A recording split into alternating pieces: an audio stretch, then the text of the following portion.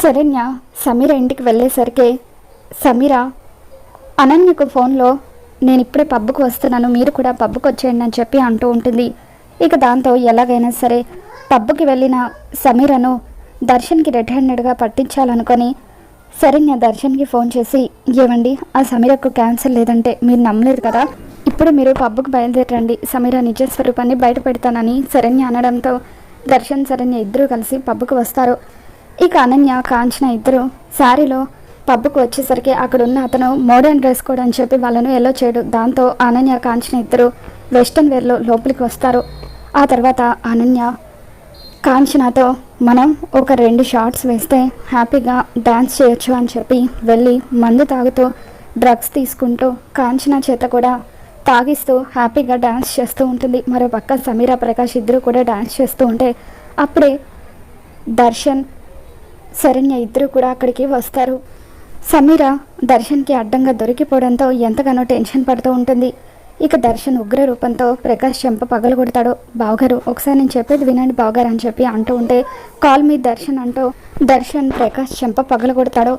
Cancer అని నాకే అబద్ధాలు చెప్పి మోసం చేస్తావా అని చెప్పి దర్శన్ మండిపడుతూ ఉంటే, బావగారు నా చెల్లెలకి క్యాన్సర్ ఉండడం అబద్ధం కాదు బావగారు, నిజం. దాని చివరి రోజుల్ని ఇలాగైనా సంతోష పెట్టాలని చెప్పి రోజుకొక ప్లేస్కి దాన్ని తీసుకువెళ్తున్నాను అని చెప్పి ప్రకాష్ అంటూ ఉంటాడు. మరోపక్క అనన్య కాంచన ఇద్దరు డాన్సులు వేసుకుంటూ దర్శన్కి అడ్డంగా దొరికిపోవడంతో అప్పుడు అనన్య రింగ రింగ రోజెస్ అంటూ నాకు రింగ రింగ రోజెస్ పాట కావాలి అని అంటూ ఉంటుంది.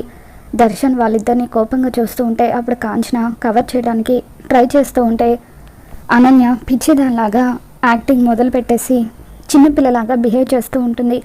అప్పుడు కాంచన, చూడండి అల్లుడు గారు, దీని పిచ్చిదనంతో నేను చచ్చిపోతున్నాను, అక్కడెవరో బయట పబ్కి వెళ్తున్నా బర్త్డే పార్టీ ఉందని మాట్లాడుకుంటూ ఉంటే నన్ను కూడా తీసుకెళ్ళమని నన్ను చంపేసింది, అందుకే రావాల్సి వచ్చింది అని చెప్పి కాంచన అంటూ ఉంటే, అత్తయ్య గారు మీరేంటి, మీ అవతారం ఏంటి, మా కుటుంబానికంటూ ఒక గౌరవం ఉంది, మా గౌరవాన్ని పోగొట్టకండి అని చెప్పి దర్శన్ కాంచనకి వార్నింగ్ ఇస్తూ, వదినకు ఒక్కదానికి పిచ్చి అయితే మేము ఏదో ఒక విధంగా బాగు చేసుకుంటాం, మీరు కూడా పిచ్చి పట్టినట్టు ప్రవర్తిస్తే నేను సహించను అని చెప్పి దర్శన్ వాళ్ళిద్దరికీ వార్నింగ్ ఇస్తూ త్వరగా ఆ అవతారాలు మార్చుకొని వస్తే ఇంటికి తీసుకువెళ్తానని అంటూ ఉంటాడు.